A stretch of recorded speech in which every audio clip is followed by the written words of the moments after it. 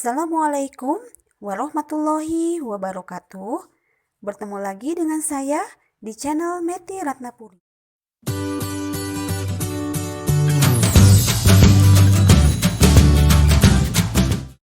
Bismillahirrahmanirrahim. Assalamualaikum warahmatullahi wabarakatuh.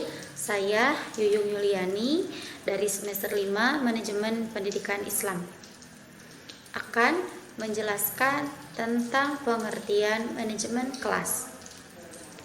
Pengertian manajemen kelas merupakan kegiatan-kegiatan yang diupayakan oleh guru untuk menciptakan situasi kelas yang kondusif dalam rangka pencapaian tujuan pembelajaran yang maksimal, atau proses perencanaan, pengorganisasian, penggerakan, dan pengawasan kegiatan pembelajaran guru dengan segenap tujuan secara efektif dan efisien.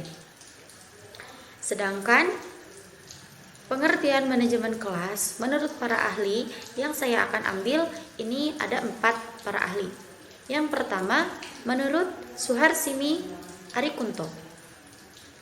Menurut Suharsimi Arikunto, manajemen kelas adalah suatu usaha yang dilakukan oleh penanggung jawab kegiatan belajar mengajar atau yang membantu dengan maksud agar dicapainya kondisi yang optimal sehingga dapat terlaksana kegiatan belajar seperti yang diharapkan. Kemudian manajemen kelas menurut para ahli yang kedua yaitu menurut Nawawi adalah kemampuan yang dimiliki guru untuk menciptakan siswa yang kreatif dan mudah diatur dengan menggunakan berbagai kegiatan-kegiatan di kelas.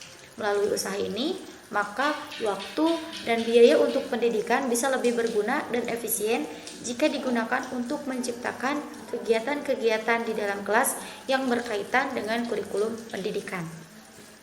Kemudian, manajemen kelas menurut para ahli yang ketiga yaitu menurut Suhardan merupakan menciptakan suasana kelas yang menyenangkan serta dapat memotivasi siswa untuk belajar dengan baik sesuai dengan kemampuannya.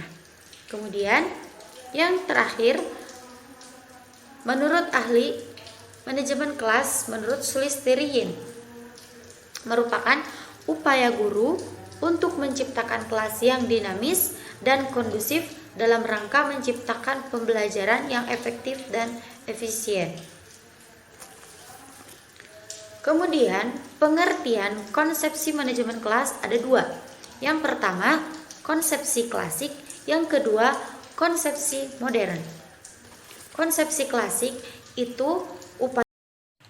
Assalamualaikum warahmatullahi wabarakatuh. Perkenalkan, nama saya Sani Susanti dari semester 5 Prodi Manajemen Pendidikan Islam.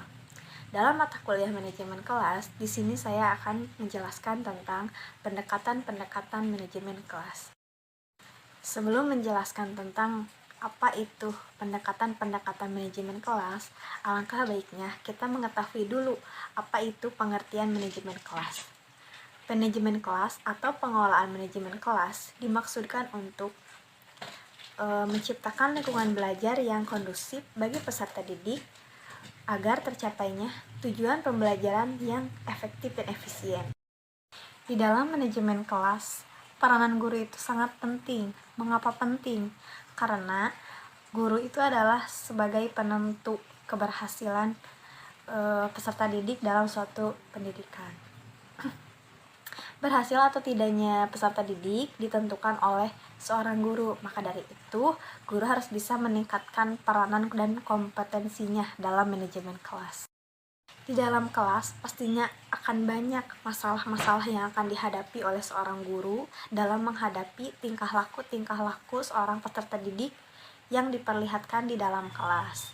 Maka dari itu, seorang guru harus profesional dan harus bisa memecahkan dan bisa mengetahui permasalahan-permasalahan yang ada di dalam diri masing-masing dalam emosionalnya para peserta didik. Maka dari itu, harus ada interaksi yang baik pula untuk memecahkan permasalahan tersebut agar pembelajaran dan tujuan pembelajaran yang akan dilaksanakan bisa berjalan dengan lancar. Nah, di sini ada pendekatan-pendekatan manajemen kelas menurut Saiful Bahri, yaitu ada beberapa pendekatan-pendekatan manajemen kelas menurut Saiful Bahri. Yang pertama, ada pendekatan otoriter. Pendekatan otoriter, pengelolaan kelas di sini bertujuan untuk mengontrol tingkah laku siswa sesuai dengan apa yang dikehendaki oleh guru. Jadi di sini biasanya guru memberikan peraturan sebelum memulai pembelajaran agar siswa dapat mengikuti pembelajaran dengan peraturan yang telah ditentukan oleh guru tersebut. Terus pendekatan yang kedua yaitu pendekatan intimidasi. Di sini guru bermaksud untuk mengontrol tingkah laku peserta selama proses pembelajaran. Namun di sini bedanya, pendekatan ini dilakukan dengan cara memberikan ancaman kepada peserta didik, misalnya melarang atau dengan cara memberikan hukuman apabila siswa tidak melakukan apa yang guru tersebut inginkan gitu. Biasanya seperti itu jika guru melakukan pendekatan intimidasi di dalam proses pembelajaran. Terus ada pendekatan yang ketiga, yaitu pendekatan permisif. Di sini biasanya guru menekankan perlunya memaksimalkan kebebasan peserta didik. Pendekatan ini guru hendaknya membiarkan peserta didik bertindak bebas sesuai dengan apa yang diinginkannya. Jadi di sini guru hanya berperan sebagai pendorong untuk mengembangkan potensi peserta didik secara penuh. Terus yang keempat ada pendekatan instruksional. Pendekatan instruksional adalah pendekatan yang mendasarkan kepada pendirian bahwa pengajaran yang dirancang dan dilaksanakan secara cermat akan mencegah timbulnya sebagian besar manajerial kelas. Nah, di sini para pengembang pendekatan instruksional menyarankan guru untuk mengembangkan strategi manajemen kelas untuk memperhatikan hal-hal seperti yang pertama, menyampaikan kurikulum pembelajaran yang menarik, relevan, dan sesuai. Terus yang kedua, menerapkan kegiatan yang efektif. Yang ketiga, menyediakan daftar kegiatan rutin kelas. Yang keempat, memberikan pengarahan yang jelas. Yang kelima, menggunakan dorongan yang bermakna. Yang keenam, memberikan bantuan mengatasi rintangan. Yang ketujuh, merencanakan perubahan lingkungan dan mengatur kembali struktur situasi. Yang kelima, ada pendekatan pembelajaran. Nah, di sini guru biasanya memberikan tanggapan bahwa dalam satu perencanaan dan pelaksanaan akan mencegah munculnya masalah tingkah laku. Nah, di sini biasanya guru harus bisa mengajar untuk mencegah dan menghentikan tingkah laku anak didik yang kurang baik. Jadi peranan guru di sini yaitu harus bisa mengimplementasikan pelajaran yang baik dan bisa mencegah gitu apabila anak tersebut bisa melakukan hal-hal yang melenceng. Guru tersebut harus bisa mengatasinya dan harus bisa mencegah anak tersebut. Yang keenam, ada pendidikan resep.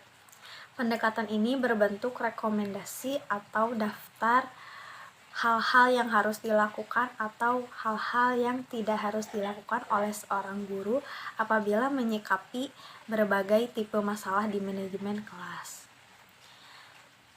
Di sini biasanya guru merencanakan dulu sebelum melakukan pembelajaran atau merancang dulu gitu apabila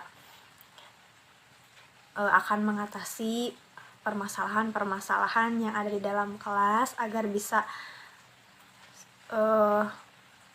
memberikan solusi-solusi gitu apabila permasalahan yang dirancang sebelum pembelajaran itu terjadi gitu. Terus yang ketujuh ada pendekatan perubahan tingkah laku. Nah, tugas pokok seorang guru dalam pendekatan perubahan tingkah laku di sini yaitu harus menguasai dan menerapkan proses yang telah terbukti. Harus bisa mengontrol tingkah laku manusia dalam penguatan positif dan penguatan negatif. Dalam penguatan positif misalnya memberikan stimulasi positif kepada peserta didik. Kalau dalam perubahan tingkah laku penguatan negatif, misalnya peniadaan tingkah laku yang tidak disukai peserta didik, misalnya seperti meniadakan hukuman-hukuman yang tidak disukai peserta didik. Yang kedelapan, ada pendekatan sosio-emosional. Pendekatan ini dibangun atas dasar bahwa pembelajaran yang efektif tergantung hubungan yang positif antara sesama peserta didik maupun guru dengan peserta didik. Oleh karena itu, tugas guru dalam manajemen kelas adalah membangun hubungan antar pribadi yang positif dan meningkatkan iklim sosio-emosional yang positif pula. Terus di sini yang ke-9 ada pendekatan kelompok. Membutuhkan kemampuan guru dalam menciptakan momentum yang dapat mendorong kelompok-kelompok di dalam kelas menjadi kelompok yang produktif. Nah, di sini biasanya dalam pembelajaran di dalam kelas suka ada guru-guru yang menyuruh untuk anak-anak itu mengerjakan tugas secara kelompok. Tujuannya apa? Tujuannya yaitu agar bisa saling interaksi, saling bertukar pendapat gitu dalam mengerjakan sesuatu hal seperti tugas gitu. Terus agar bisa menjalin kekompakan dan sebagainya. Terus yang terakhir yaitu yang ke-10, pendekatan elektis atau pluralistik. Nah, konselor dalam hal ini guru yang berpegang pada pola elektik berpendapat bahwa mengikuti suatu orientasi teoretis serta menerapkan satu pendekatan saja terlalu membatasi ruang gerak peserta tersebut. Oleh karenanya, dalam pendekatan ini guru menggunakan variasi dari sudut pandangan, prosedur, dan teknik sehingga dapat melayani masing-masing konsep sesuai dengan kebutuhannya dan sesuai dengan ciri khas masalah yang dihadapi oleh peserta didik. Nah, dari beberapa pendekatan tersebut, seorang guru berhak memilih mau melakukan pendekatan yang mana agar menurutnya bisa menjadikan lingkungan kelas kondusif dan tujuan pembelajaran juga bisa dilaksanakan dan ditujukan secara efektif dan efisien.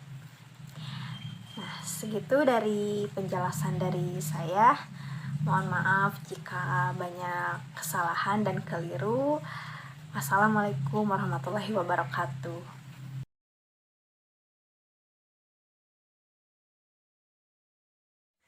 Bismillahirrahmanirrahim. Assalamualaikum warahmatullahi wabarakatuh. Nama saya Febrianti Nur Fitriawati dari Prodi Manajemen Pendidikan Islam semester 5. Jadi di sini saya akan memaparkan atau menjelaskan materi tentang pengelolaan lingkungan belajar. Yang pertama dari definisinya dulu. Jadi menurut Suharsimi Arikunto menjelaskan bahwa pengelolaan adalah pengadministrasian, pengaturan, atau penataan suatu kegiatan atau bisa disebut juga manajemen. Lingkungan merupakan sumber belajar yang berpengaruh dalam proses belajar dan perkembangan anak. Lingkungan belajar adalah tempat berlangsungnya kegiatan belajar yang mendapatkan pengaruh dari luar terhadap keberlangsungan kegiatan tersebut. Menurut Huta Barat, lingkungan belajar yaitu lingkungan alami dan lingkungan sosial. Lingkungan alami meliputi keadaan suhu dan kelembaban udara.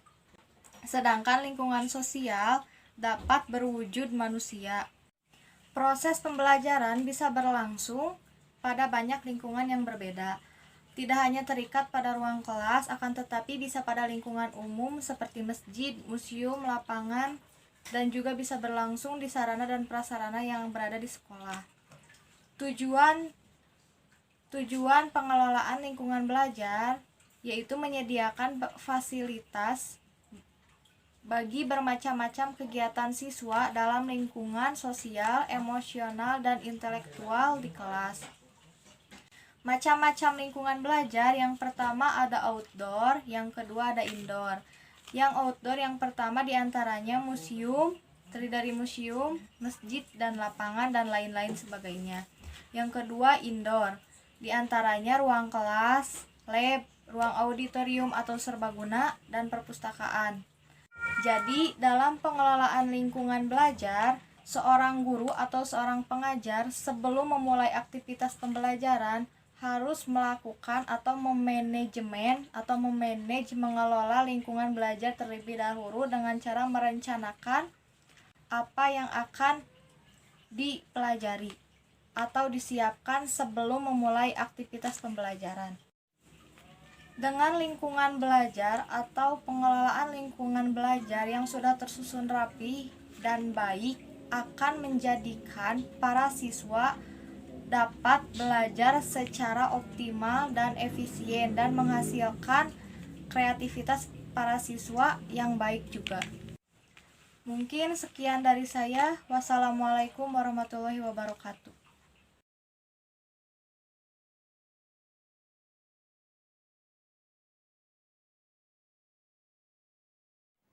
Bismillahirrahmanirrahim. Assalamualaikum warahmatullahi wabarakatuh. Perkenalkan, nama saya Eri Muhammad Fadilah, mahasiswa STAI Bakti Persada dengan jurusan Manajemen Pendidikan Islam.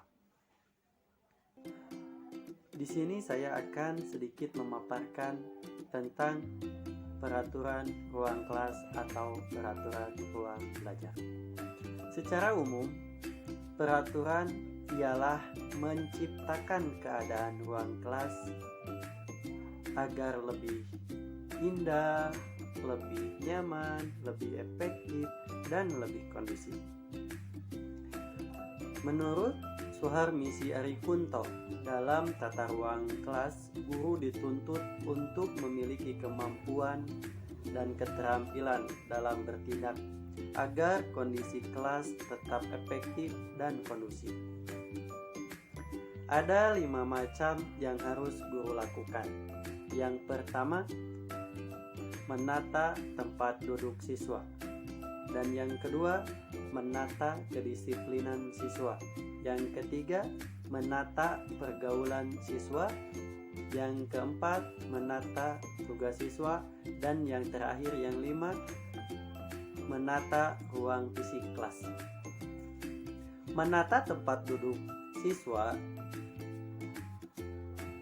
Ketika siswa atau peserta didik duduk tidak rapi atau duduknya semaunya, ada yang di kanan, ada yang di belakang, pokoknya duduknya berantakan, maka seorang guru harus bertindak agar si siswa merapikan tempat duduknya agar siswa bisa terjangkau atau terperhatikan oleh guru di saat guru menerangkan atau menjelaskan materi yang akan disampaikan. Yang kedua, menata kedisiplinan siswa. Nah, di sini peran guru untuk mendidik kapan siswa pulang dan kapan siswa masuk ke kelas. Yang ketiga, menata pergaulan siswa. Mengapa pergaulan mesti diperhatikan? Karena lingkungan kita adalah kita. Ketika anak sekolah bergaul dengan orang yang tidak sekolah, maka secara tidak langsung anak tersebut menjadi malas untuk belajar karena lingkungan kita adalah kita. Yang keempat, menata tugas siswa. Nah, di poin yang keempat ini, biasanya untuk guru yang sering memberikan tugas, maka guru tersebut harus memeriksa tugas tersebut. Jangan sampai memberikan tugas tetapi tidak diperiksa, karena akan menyebabkan anak didik malas untuk belajar karena tidak periksa oleh guru tersebut. Yang kelima, menata ruang. Assalamualaikum warahmatullahi wabarakatuh.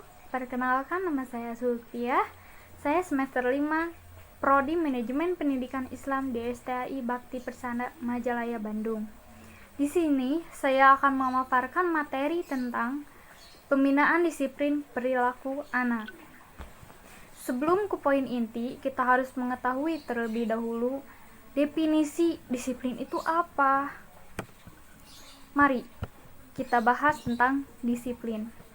Disiplin secara etimologi berasal dari bahasa Latin disciple, yang berarti pengikut. Seiring dengan perkembangan zaman, kata tersebut mengalami perubahan menjadi disiplin, yang artinya kepatuhan atau menyangkut tata tertib. Dan ada juga yang menurut para ahli. Yang pertama, menurut Santoso 2002, disiplin merupakan kesadaran akan sikap dan perilaku yang sudah tertanam dalam diri seseorang sesuai dengan tata tertib yang berlaku dalam suatu keteraturan secara berkesinambungan. Yang kedua, menurut Trua 2003, ia mengemukakan bahwa rahasia keberhasilan adalah kedisiplinan. Orang yang terlatih disiplin akan lebih besar kemungkinannya meraih keberhasilan ketimbang orang yang tidak disiplin. Dan tujuan dari disiplin adalah membentuk perilaku anak yang sesuai dengan peran yang ditentukan lingkungan atau kelompok sosialnya. Untuk itu, dalam penanaman disiplin ini perlu peran orang tua dan guru di sekolah. Dan juga ada 3 macam teknik. Yang pertama, teknik otoriter. Teknik otoriter, peraturan dan pengaturan yang keras untuk memaksakan perilaku yang diinginkan, mencangkup hukuman yang berat bila terjadi kegagalan. Assalamualaikum warahmatullahi wabarakatuh. Perkenalkan, nama saya Siti Ulfa Saada dari Prodi MPI Manajemen Pendidikan Islam. Saya di sini akan memaparkan materi tentang manajemen kelas.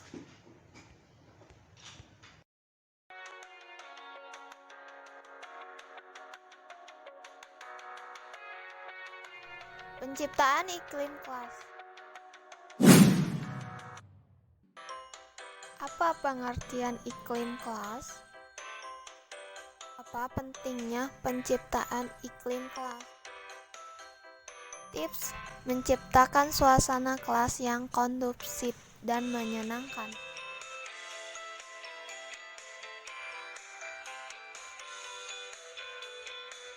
Pengertian iklim kelas menurut Tarmidi. Iklim kelas adalah segala situasi yang muncul akibat hubungan antara guru dan peserta didik, atau hubungan antara peserta didik yang menjadi ciri khusus dari kelas dan mempengaruhi proses belajar mengajar.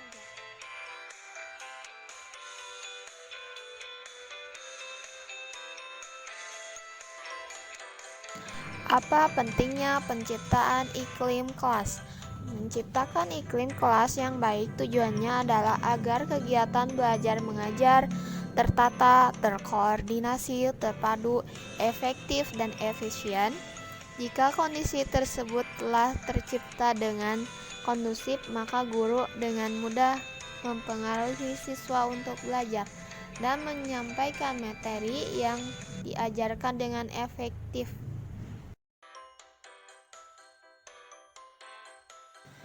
Tips menciptakan suasana kelas yang kondusif dan menyenangkan. 1. Menyampaikan aturan dengan tegas namun penuh empati. 2. Bangun komunikasi yang baik dengan siswa dan orang tua. 3. Libatkan siswa dalam membuat aturan. 4. Amati dan pahami perilaku setiap siswa. 5. Berikan dukungan siswa dalam belajar.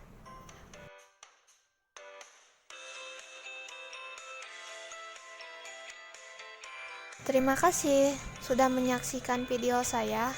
Wassalamualaikum warahmatullahi wabarakatuh. Assalamualaikum warahmatullahi wabarakatuh. Perkenalkan, nama saya Novika Mauludiasari, program studi Manajemen Pendidikan Islam di Sekolah Tinggi Agama Islam Bakti Persada Majalaya, Bandung.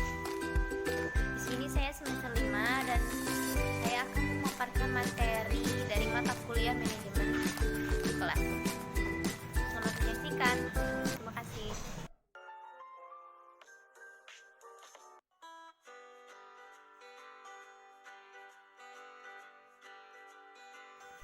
Hambatan-hambatan dalam pengelolaan kelas.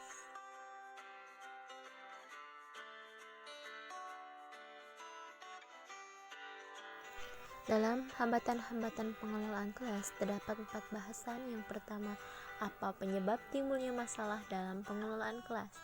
Yang kedua, bagaimana cara mengidentifikasi masalah dalam pengelolaan kelas? Ketiga, jelaskan klasifikasi masalah dalam pengelolaan kelas. Dan yang keempat, apa saja hambatan dalam pengelolaan kelas?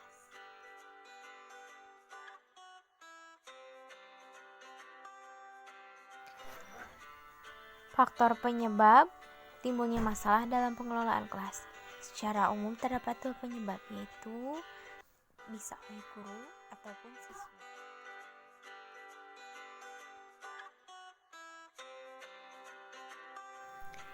Secara umum dalam pengelolaan kelas yang sangat berperan penting adalah seorang guru tentunya. Maka terdapat hal utama yang disebabkan oleh guru, yaitu yang pertama, kurangnya kesiapan guru baik secara fisik maupun non-fisik. Kedua, kurangnya komunikasi antara guru dan siswa. Yang ketiga, sikap pendidik yang tidak mencerminkan seorang pendidik. Keempat, guru kurang memperhatikan siswa secara individual. Dan yang kelima, kurangnya penguasaan bahasa.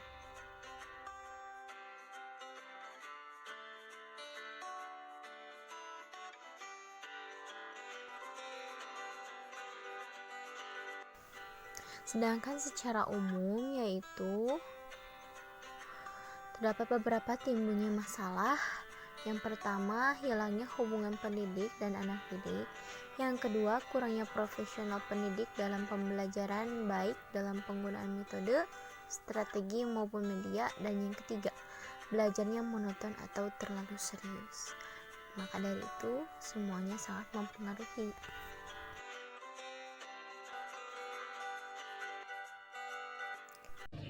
Bismillahirrahmanirrahim. Assalamualaikum warahmatullahi wabarakatuh.